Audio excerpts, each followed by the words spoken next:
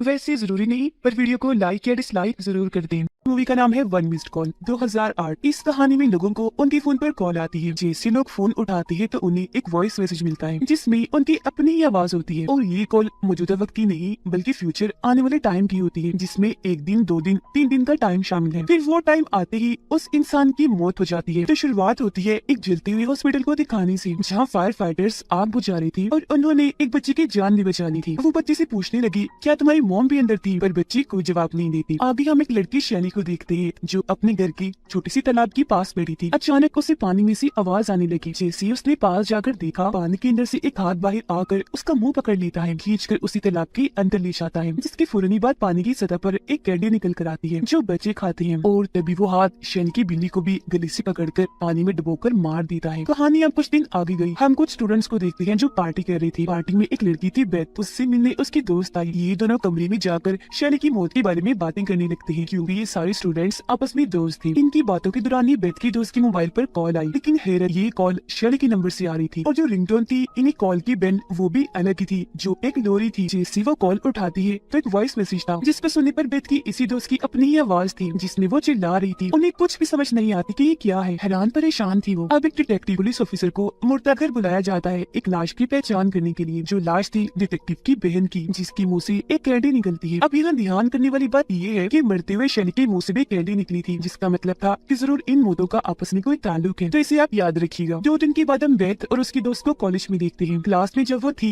तो बेथ की दोस्त को हेलुसिनेशन होने लगी, यानी ऐसी ख्याल ऐसी चीजें दिखाई दे रही थी जो असल में थी भी नहीं। जैसे बेथ के हाथ पर उसे बिच्छू रेंगते हुए नजर आया। क्लास खत्म होने के बाद बेथ उससे कॉफी पीने का पूछती है, पर वो साथ जाने से मना करके लाइब्रेरी आ जाती है। लाइब्रेरी बंद होने के बाद बेथ की दोस्त जब घर जा रही थी तो उसे और भी हेलुसिनेशन होने लगती है। हर जगह उसे भूत आत्माएं शैतान दिख रही थी, जिनसे वो बहुत डर गई थी, क्योंकि जाहिर है सभी बहुत भयानक थे। डर के आलम में वो बेथ को कॉल करती है। वो कहती है घबराओ नहीं, मैं तुम्हारे पास ही हूँ, बस 2 मिनट तक पहुँचती हूँ। लेकिन वो तो इतनी डरी हुई थी कि उसकी हालत खराब होने लगी। डरती डरती वो एक ऊंची जगह से गिर गई। ट्रेन से टकराने से उसका एक्सीडेंट हो गया। वो इतनी जख्मी हो गई कि फौरन ही उसकी मौत हो जाती है। इसी दौरान बेथ भी यहाँ पहुँच गई और ये हादसा होते हुए वो भी देख लेती है। उसे अजीब तरह की आवाज भी सुनाई दी गई। अपनी दोस्त की लाश के पास जब वो आई तो उसके मुंह से भी कैंडी निकलती है। बेथ उसका फोन चेक करती है जिसमें कॉन्टेक्ट नंबर ऊपर नीचे हो रही थी। ऐसा लग रहा था जैसे कोई दूसरा नंबर निकालने की कोशिश कर रहा है। इसके बाद कॉलेज में 2 लड़कियां इस हादसे के बारे में बात कर रही थी कि बेथ की दोस्त की भी मौत हो गई। उसकी और शैली की मौत एक तरह से ही हुई, एक फोन कॉल आने की वजह से। ये बातें सुनकर बेथ का मेल फ्रेंड उन पर गुस्सा करने लगा कि बंद करो ये फजूल की बातें, ऐसा कुछ नहीं है, ये सारी चीजें मनगढ़ंत है, बकवास है। बेथ भी यहाँ आ गई, कहती है कि नहीं ये गलत नहीं है, बिल्कुल ऐसा ही है और उनकी मौत फोन कॉल की वजह से ही हुई। फौरन ही बात बेथ की मेल फ्रेंड को भी हेलुसिनेशंस होने लगी और उसे भी बिच्छू नजर आ रही थी। उसे थोड़ा अजीब लगा, इसीलिए वहाँ से वो निकल जाता है। बेथ भी उसके पीछे पीछे आई। तब उसका मेल फ्रेंड बताने लगा कि मेरे पास भी इस तरह की कॉल आई है और उस पर जो टाइम है वो कुछ देर के बाद का है। फौरन ही उसके दोस्त को भी वहाँ एक शैतान दिखा। वो काफी डर गया, वहाँ से जाने लगता है। बेथ उसे आवाज लगाती है क्योंकि वो अपना मोबाइल वहीं भूल कर जा रहा था। मोबाइल लेने जब वो वापस आया तो वो कुछ बोल रहा था जो उस वॉइस मैसेज में था, जिसकी फौरन ही बाद यहाँ धमाका हुआ। एक रॉड आकर उसके आर पार हो जाता है, जिससे उसकी भी मौत हो जाती है। यहाँ पर भी बेथ को अजीब तरह की आवाज सुनाई दी, जिसके फौरन ही बाद उसकी दोस्त के मुंह से भी कैंडी निकलती है। सारी सूरत हाल को देखते हुए बेथ एक लेडी पुलिस ऑफिसर से मिलती है और उसे बता रही थी कि मेरे 2 दोस्तों की अचानक ही मौत हो गई। मरने से पहले उनके पास कॉल्स आई। मेरे ख्याल से उनकी मौत का कोई ना कोई ताल्लुक उन कॉल से है। मरने के बाद उनके मुंह से कैंडीज भी निकली। पुलिस ऑफिसर उसकी बातों को गौर से सुन तो रही थी पर यकीन नहीं करती, लेकिन उनकी ये सारी बातें वो डिटेक्टिव सुन लेता है, जिसे हमने शुरुआत में देखा, जिसे मुर्दा घर में बुलाया गया था। वो बेथ को बताता है कि कुछ दिन पहले मेरी बहन की भी मौत बिल्कुल इसी तरह से हुई। शैली जिसकी मौत तालाब में डूबने से हुई, वो और मेरी बहन एक हॉस्पिटल में नर्स थी। पहले मेरी बहन की मौत हुई, फिर 2 दिन के बाद शैली की। मेरी बहन की मुंह से भी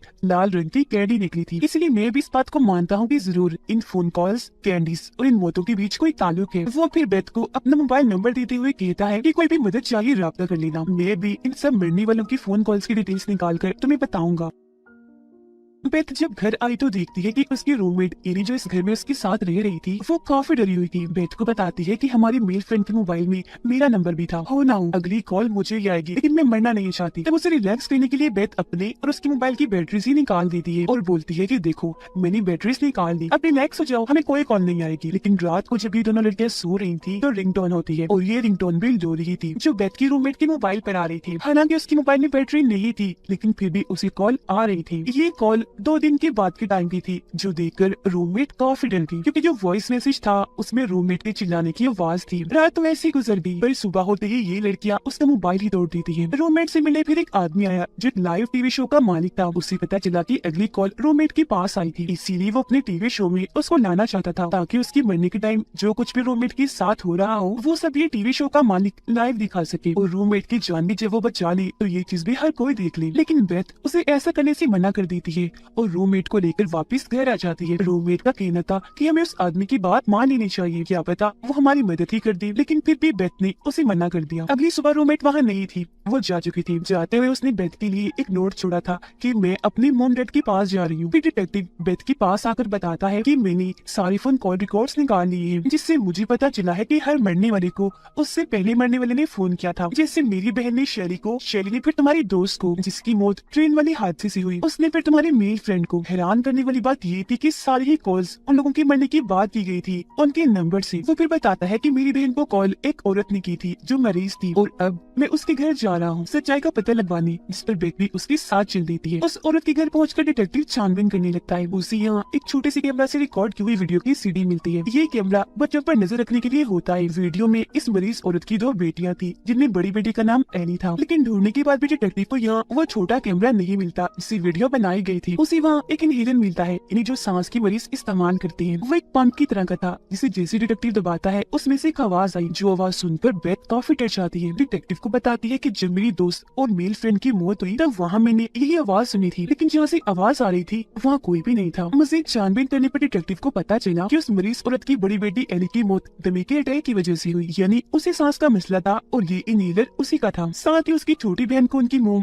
9 बार हॉस्पिटल लेकर गई थी, क्योंकि उनकी छोटी बेटी अलग अलग तरह से जख्मी हुई थी, जैसे कभी उसका जल जाना, कभी सर में सुई का चुभ जाना, तो कभी कोई शैम्पू पी लेना। ये सारी बातें जानकर बेथ डिटेक्टिव को बताती है कि मैं सारी बात समझ गई हूँ। असल में उस मरीज औरत को कोई दिमागी बीमारी थी, जिस वजह से वो अपने ही बच्चों को जख्मी कर दिया करती थी। फिर हॉस्पिटल में उनका इलाज करवाकर देखभाल करती थी, ताकि उन बच्चों की और तवज्जो ले सके। यहाँ इन्हें ये भी पता चला कि जिस हॉस्पिटल में उस मरीज औरत की बेटियों का इलाज हुआ करता था, वहाँ एक नर्स ने उस औरत से पूछताछ भी की थी कि उनकी बड़ी बेटी को कब से दमे की बीमारी है और छोटी बेटी क्यों बार बार जख्मी हो जाती है। ये मैं आपको बता दूं कि वो पूछताछ करने वाली नर्स और कोई नहीं बल्कि डिटेक्टिव की बहन थी, जिसकी मौत सबसे पहले हुई थी। अब तभी टीवी पर बेथ अपनी रूममेट को उस लाइव शो में देखती है, जहाँ टीवी शो का मालिक उसके साथ होने वाली हर चीज को लाइव दिखाएगा, जो देखकर ये दोनों जल्दी से उस चर्च के लिए निकल जाते हैं जहाँ ये शो होने वाला था। इसी दौरान रूममेट बेथ को कॉल करके सॉरी कहती है कि मुझे माफ कर देना, मैंने तुम्हारी बात नहीं मानी और मैं इस शो में आ गई। शो में दिखाया जाता है कि रूममेट को भी हेलुसिनेशंस होने लगी, उसे अपने आसपास शैतान दिखने लगे। जैसे बेथ और डिटेक्टिव यहाँ आई,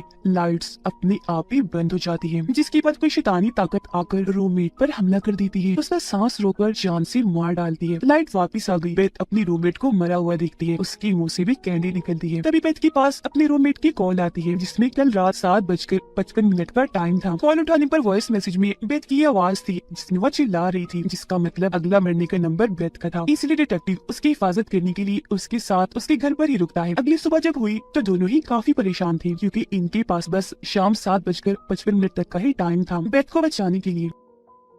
डिटेक्टिव को फिर उस मरीज औरत की बेटी यानी एली की छोटी बहन के बारे में पता चला, जो अब एक ऑर्फनेज में है, एक ऐसी जगह जहाँ उन बच्चों को रखा जाता है जिनका इस दुनिया में कोई नहीं होता। वहाँ जाकर पता चला कि ये बच्ची और कोई नहीं बल्कि शुरुआत वाली बच्ची है, जिसे फायर फाइटर्स ने जलते हॉस्पिटल से बचाया था। ये दोनों उससे उसकी मोम के बारे में पूछते हैं, पर शुरुआत की तरह ही वो कोई जवाब नहीं देती। जब फायर फाइटर्स ने पूछा था कि तुम्हारी मोम हॉस्पिटल के अंदर थी, लेकिन तभी बच्चे के बालों में से लोरी की आवाज आने लगी, और ये लोरी वही थी जो रिंगटोन बनकर बजती थी। फिर इस चीज को नजरअंदाज करके बेथ और डिटेक्टिव बाहर आई। वो फैसला करते हैं कि हम अलग अलग जाकर एली की मोम यानी मरीज औरत के बारे में जानकारी इकट्ठा करेंगे। लेकिन जैसे बेथ वहाँ से जाने लगी, उसकी नजर एली की बहन की खिड़की पर गई, जिसके पीछे एक भूत खड़ा हुआ था। जिसके बाद बेथ उस हॉस्पिटल में जाने का फैसला करती है जहाँ पर एली और उसकी छोटी बहन का इलाज हुआ था। इस बारे में वो डिटेक्टिव को भी बता रही थी कि मैं उस हॉस्पिटल में जा रही हूँ। वो अंदर जाने की कोशिश करती है, पर सामने वाला दरवाजा लॉक था, इसीलिए वो पिछले दरवाजे से जाने की कोशिश करने लगी, लेकिन ये दरवाजा भी लॉक था। पर तभी वो अपने आप ही खुल जाता है। हॉस्पिटल के अंदर आकर बेथ सुराग ढूंढने लगी, लेकिन तभी कोई शैतानी ताकत अंधेरे में बेथ पर हमला कर देती है और खींचकर उसे अपने साथ ले जाने लगी। इसी वजह से वो काफी डर गई, जोर से चीख मारती है, जैसे तैसे अपनी जान बचाकर वहाँ से भाग गई। बेथ को यहाँ डिटेक्टिव मिल जाता है। ये दोनों यहाँ से बाहर निकलने की कोशिश करती है